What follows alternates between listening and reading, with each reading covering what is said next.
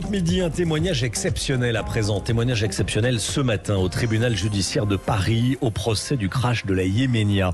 En juin 2009, une seule personne avait survécu et 152 avaient péri.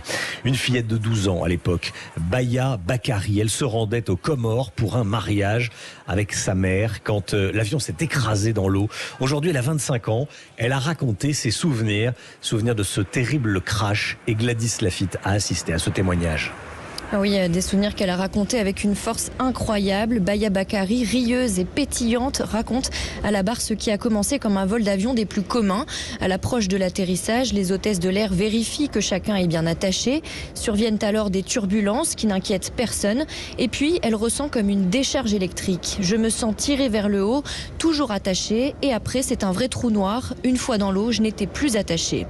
Elle se réveille dans un océan agité, au goût de kérosène. S'agrippe à un débris d'avion qu'elle ne lâchera plus.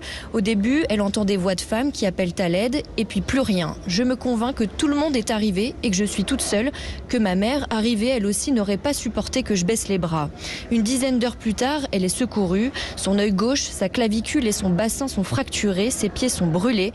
Mais sa plus grande blessure est la perte de sa mère, confie-t-elle très émue à la barre. J'ai repris l'avion 2 ans après. Elle était enterrée aux Comores, donc c'était important d'y retourner, conclut cette jeune femme courageuse au destin exceptionnel, soulignent en chœur le tribunal et les avocats de partie civile.